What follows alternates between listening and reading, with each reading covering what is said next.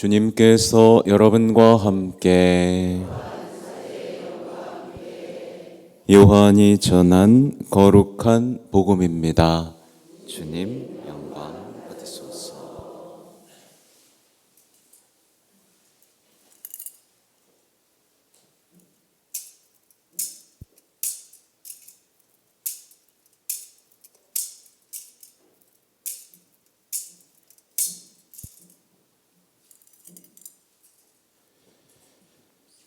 유다인들의 파스카 축제가 가까워지자 예수님께서는 예루살렘에 올라가셨다. 그리고 성전에 소와 양과 비둘기를 파는 자들과 환전꾼들이 앉아 있는 것을 보시고 끈으로 채찍을 만드시어 양과 소와 함께 그들을 모두 성전에서 쫓아내셨다.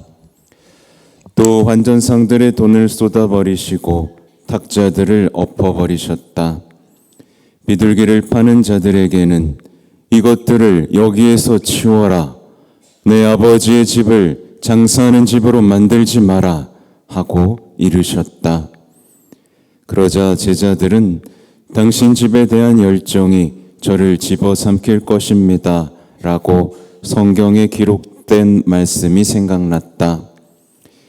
그때 유다인들이 예수님께 당신이 이런 일을 해도 된다는 무슨 표징을 보여줄 수 있소? 하고 말하였다. 그러자 예수님께서 그들에게 대답하셨다. 이 성전을 허물어라. 그러면 내가 사흘 안에 다시 세우겠다. 유다인들이 말하였다. 이 성전을 46회나 걸려 지었는데 당신이 사흘 안에 다시 세우겠다는 말이요? 그러나 그분께서 성전이라고 하신 것은 당신 몸을 두고 하신 말씀이었다. 예수님께서 죽은 이들 가운데에서 되살아나신 뒤에야 제자들은 예수님께서 이 말씀을 하신 것을 기억하고 성경과 그분께서 이루신 말씀을 믿게 되었다. 파스카 축제 때에 예수님께서 예루살렘에 계시는 동안 많은 사람이 그분께서 일으키신 표징들을 보고 그분의 이름을 믿었다. 그러나 예수님께서는 그들을 신뢰하지 않으셨다. 그분께서 모든 사람을 다 알고 계셨기 때문이다. 그분께서 사람에 관하여 누가 증언해 드릴 필요가 없었다. 사실 예수님께서는 사람 속에 들어있는 것까지 알고 계셨다. 주님의 말씀입니다.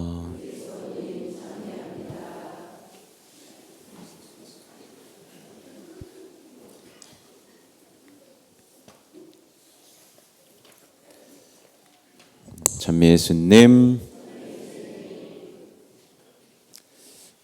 네.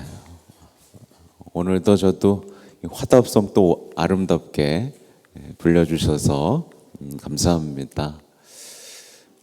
오늘 일독서의 내용은 이제 십계명의 내용입니다. 그죠? 딱 이 사순시기 3주일에 아주 적당한 복음이죠. 십계명을 보면서 나는 이 계명을 과연 사랑하고 완성하기 위해서 살아가는가?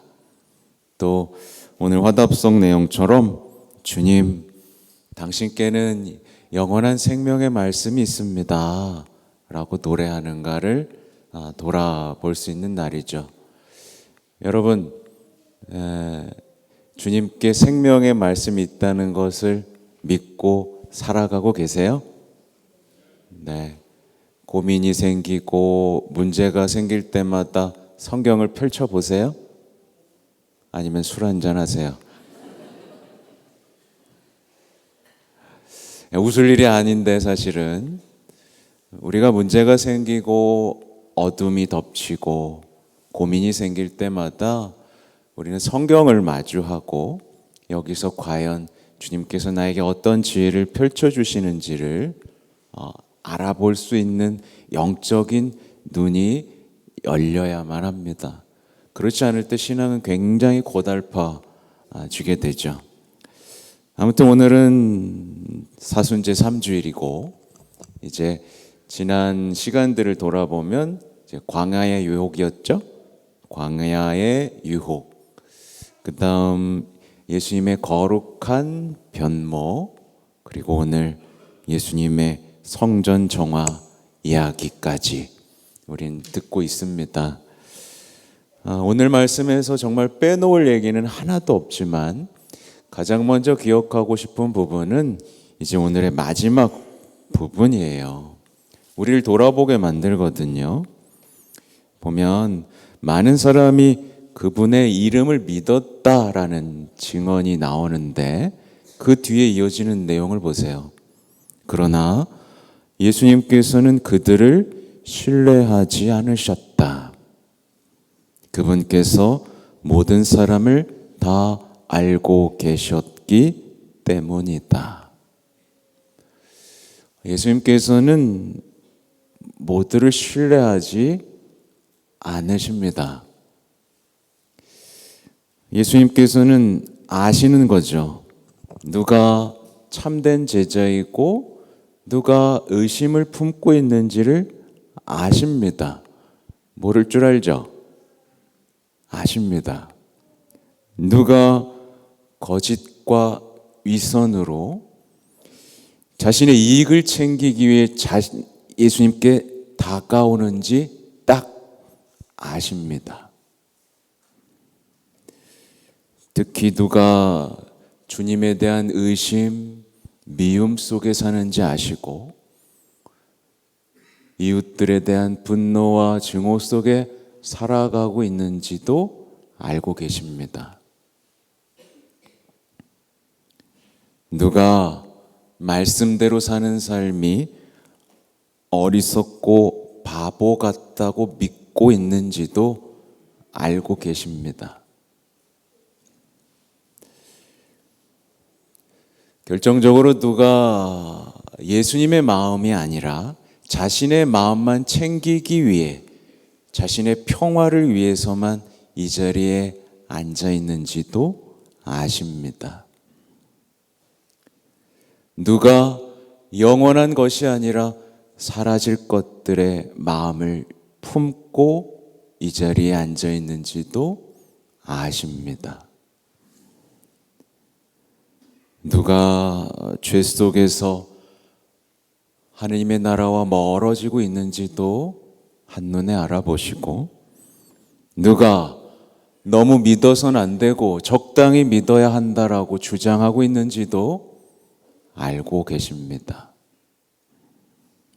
누가 당신을 떠날지, 누가 당신을 배신할지, 누가 당신을 팔아 넘길지, 누가 당신을 조롱할지도 이미 다 알고 계십니다. 예수님께서는 겉모습에 절대 속지 않으십니다. 거룩한 척 해봐야 소용이 없고 우리의 마음이 진실한지 끊임없이 점검해야 되는데 뭘 통해서요? 말씀을 통해서 점검해야지 내가 나를 스스로 점검하는 것도 아무 소용이 없습니다. 물론 예수님께서는 그런 이들조차 끝까지 사랑하실 것입니다. 끝까지요. 유다의 발을 닦아주신 것처럼 끝까지 사랑하실 것입니다. 근데 그걸 모르고 있는 사람은 너무나 불행하죠. 예수님께서는요, 당신과 정말 사랑을 나눌 사람들을 찾고 계십니다. 준비되셨습니까? 예수님께서는 정말 물과 성령으로 다시 태어난 이들, 그래서 그분께 마음을 두고 그분과 사랑을 나누고 그렇게 교회를 사랑하고 어머니의 품에서 행복을 꿈꾸는 이들을 찾고 계십니다. 아무나 신뢰하지 않고 아무에게나 당신 마음을 열지는 않으십니다. 예수님께서는 오늘 말씀대로 사람 속에 들어있는 것, 모두 알고 계시죠. 사실 생각보다 많은 신앙인들이 성전이요, 이곳 성전이 기도하는 집이 되기보다는 장사하는 집이 되기를 바라고 있습니다. 여러분, 성전이 기도하는 집이 되길 바래요? 장사하는 집이 되길 바래요? 기도하는 집이 되길 바라죠? 네. 근데 왜 제가 장사하는 집이 되길 바란다고 했을까? 그 이유를 말씀을 드립니다. 성전에 환전상이 있었습니다. 그렇죠? 자신의 어떤 더러운 우상 숭배를 깨끗한 돈으로 바꿔줄 누군가가 필요했는데, 마찬가지죠. 많은 이들이 재물에 대한 탐욕이, 또 성적 욕망이, 자신에 대한 사랑이 주님 앞에서 인정받기를 바랍니다. 깨끗한 마음을 가지고 와야 되는데 그대로 살아가는 거죠. 예수님, 적당히 재물도 욕망하고 살아야 되고요. 너무 열심히 하면 안 됩니다. 그래서 성전에 환전상이 있기를 바랍니다.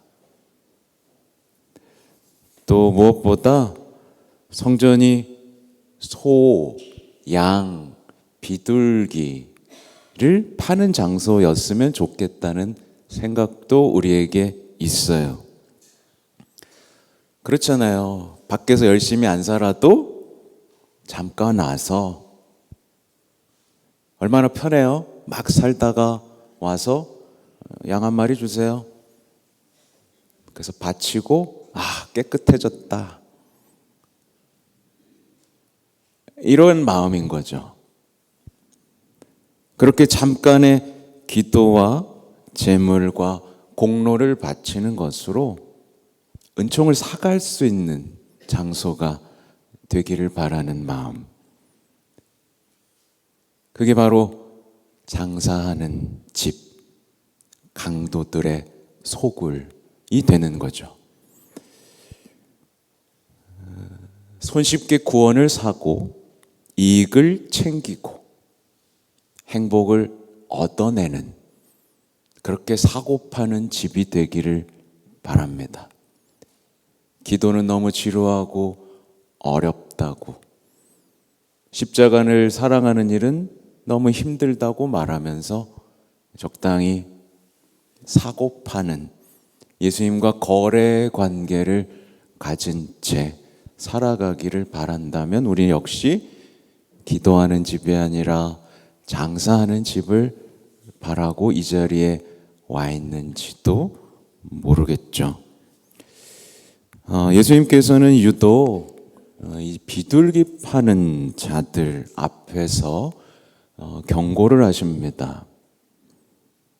이것들을 여기에서 치우고 아버지의 집을 장사하는 집으로 만들지 마라.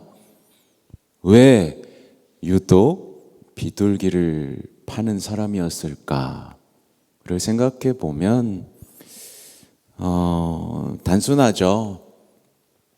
물론 조금 더 깊이 묵상해야 하는 부분이긴 하지만 성령께서는 어떤 모습으로 내려오셨어요? 비둘기 모양으로 내려오셨는데, 그러니까 비둘기는 성령 하느님 모든 은총과 사랑을 의미하는데, 이걸 사고 팔 수 있다라고 생각하도록 만드는, 얼마나 끔찍한 일이에요.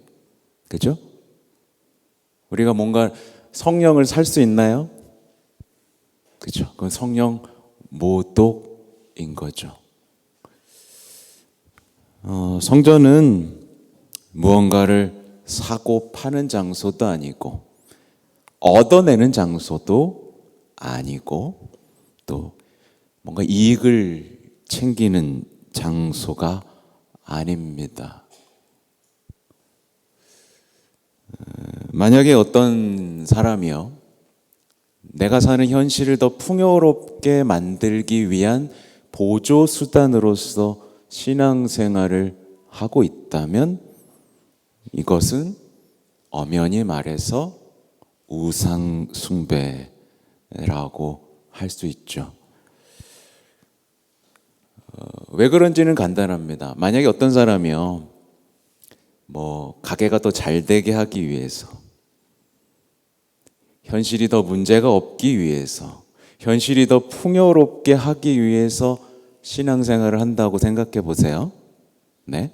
그렇게 시작할 수는 있죠. 근데 그런 사람이 과연 십자가를 받아들일까요? 놀라서 도망가겠죠. 뭐지? 기도하면 문제없고 하나님마다 잘 되고 재물도 많아지는 거 아니었어요? 네, 아니었습니다. 아니었습니다. 예수님께서는 십자가와 부활을 말씀하셨죠. 당연히 이제 그들의 신앙은 덜컥덜컥 흔들리기 시작합니다. 그 말이 이제 오늘 제2 독서에 나오는 거죠. 유다인들은 표징을 요구하고 그리스도인들은 지혜를 찾습니다. 오늘날의 사람들은 뭘 찾죠? 행복을 찾고 마음 챙기는 법을 찾습니다. 근데 그리스도는 나오죠? 유다인들에게는 걸림돌이고 다른 민족들에게는 어리석음입니다. 이제 십자가 이야기인 거예요. 당연히 신앙이 걸림돌이고 어리석음이고 시간 낭비라고 선언하게 됩니다. 그러나 우리 그리스도인들은 어떻죠? 하느님의 어리석음이 사람보다 더 지혜롭다. 그리고 하느님의 약함이 사람보다 더 강하다. 라는 것을 믿고 따르는 사람입니다. 세상의 지혜가 아니라 하느님을 경외하는 것이 곧 지혜이다. 라고 믿고 말씀 속에서 영원한 생명의 말씀을 찾아 나서는 순례자입니다.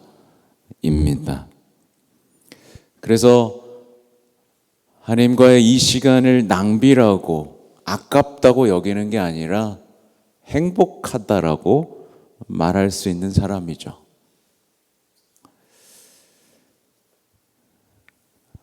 오늘의 이야기는 다시 주님의 죽음과 부활의 이야기로 이어집니다.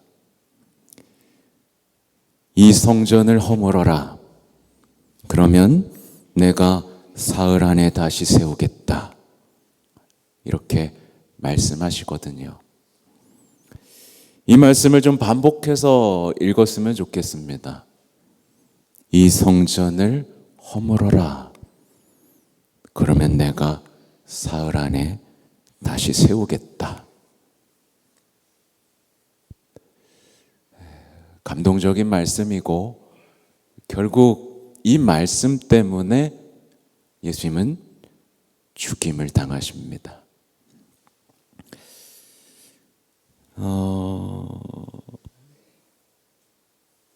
이 성전은 주님의 몸이죠.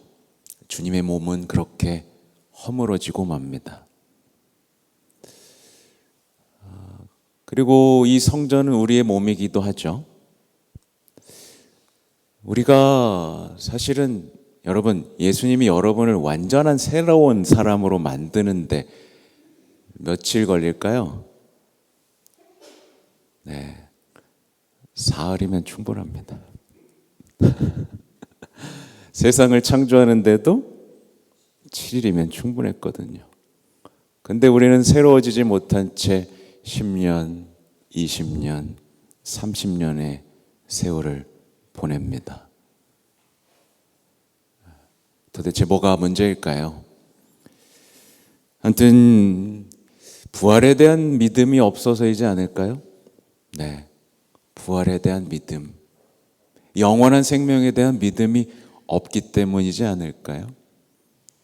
그러니까 자기가 영원히 살 것처럼 살고 끝나면 모든 게 끝나는 것처럼 생각하기 때문이 아닐까요? 부활을 사랑하게 되고 말씀을 사랑하게 되면 아까 말씀드린 것처럼 오늘의 화답송의 내용이 순금보다 더 값지고 꿀보다 참꿀보다 더 달달해 라고 노래할 수도 있는 사람이 됩니다.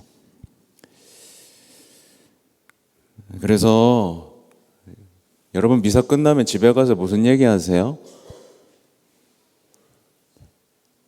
네. 야, 저 신부는 강론이 점점 길어지는 것 같아. 그게 아니라 야, 오늘 화답송 정말 좋지 않느냐?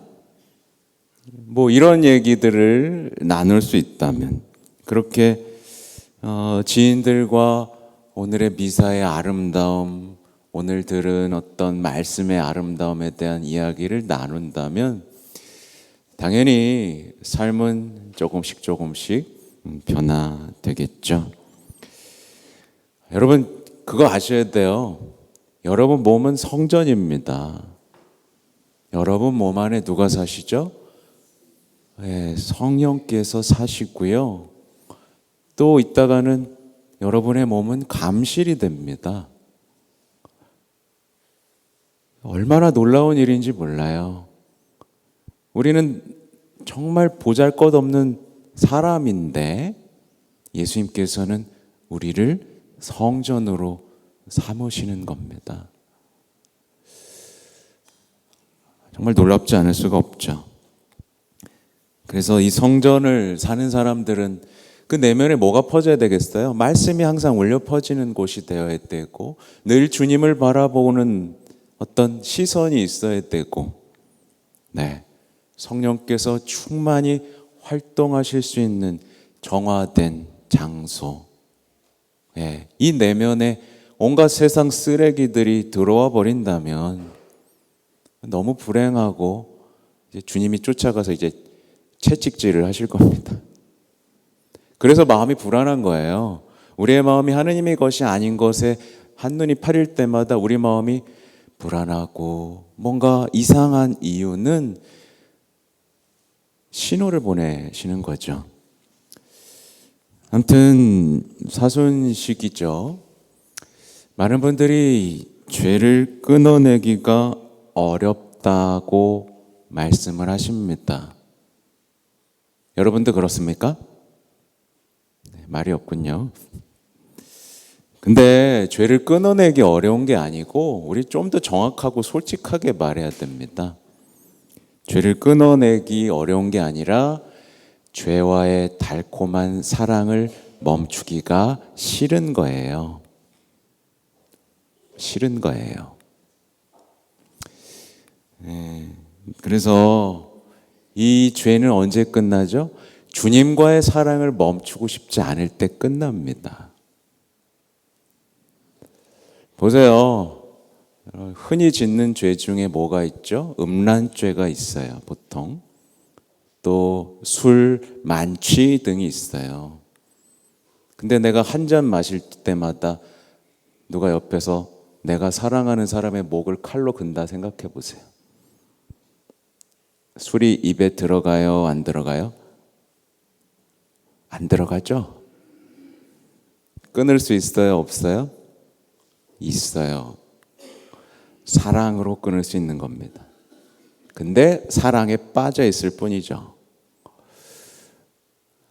우리가 말씀을 믿고 기도를 하고 십자가를 끌어안고 예수님을 사랑한다고 고백하면 죄는 끊어지고 말씀은 달콤하고 그렇게 우리의 새로운 삶, 물과 성령으로 태어나는 삶이 시작됩니다.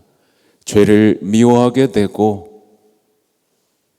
주님을 사랑한다고 고백하게 됩니다.